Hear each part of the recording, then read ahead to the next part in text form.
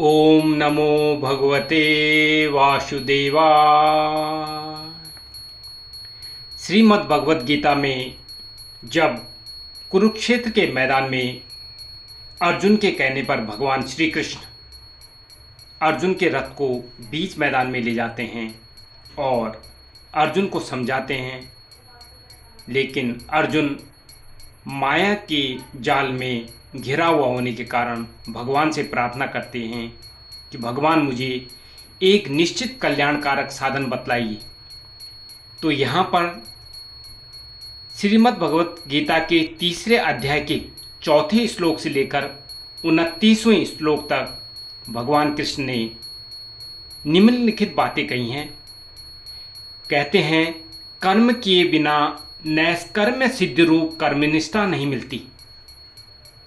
कर्मों का त्याग कर देने मात्र से ज्ञान निष्ठा सिद्ध नहीं होती। एक क्षण के लिए भी मनुष्य सर्वथा कर्म किए बिना नहीं रह सकता है। बाहर से कर्मों का त्याग करके मन से विषयों का चिंतन करते रहना मिथ्याचार है। मन इंद्रियों को बस में करके निष्काम भाव से कर्म करने वाला ही श्रेष्ठ है।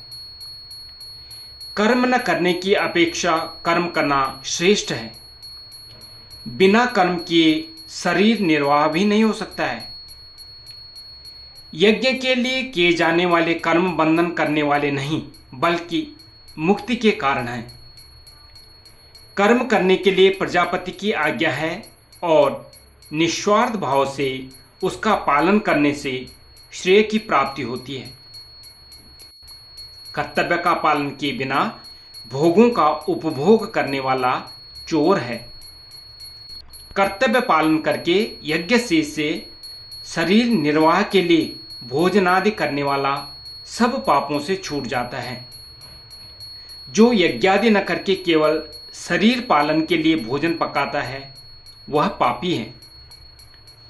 कर्तव्य कर्म के त्याग द्वारा सृष्टि चक्र में बाधा पहुंचाने वाले मनुष्य का जीवन व्यर्थ और पापमय है। अनासक्त भाव से कर्म करने से परमात्मा की प्राप्ति होती है। पूर्व काल में जनकादि ने भी कर्मों द्वारा ही सिद्धि प्राप्त की थी। दूसरे मनुष्य श्रेष्ठ महापुरुष का अनुकरण करते हैं, इसलिए श्रेष्ठ महापुरुष को कर्म करना चाहिए। भगवान को कुछ भी कर्तव्य नहीं है, तो भी वे लोक संग्रह के लिए कर्म करते हैं। ज्ञानी के लिए कोई कर्तव्य नहीं है, तो भी उसे लोक संग्रह के लिए कर्म करना चाहिए। ज्ञानी को स्वयं विहित कर्मों का त्याग करके या कर्म त्याग का उपदेश देकर किसी प्रकार भी लोगों को कर्तव्य कर्म से विचलित न करना चाहिए, वरन स्वयं कर्म करना और दूसरों से करवाना चाहिए। ज्ञानी महापुरुष को उचित है कि वह विहित कर्मों का स्वरूपतः त्याग करने का उपदेश देकर कर्मासक्त मनुष्य को विचलित न करे। तो दोस्तों, आगे जो भी आगे के अध्याय हैं उनमें जो भी मिलेगा मुझे, मैं आप तक पहुंचाने की पूरी चेष्टा करूंगा। ओम नमो भगवते वासुदेवाय।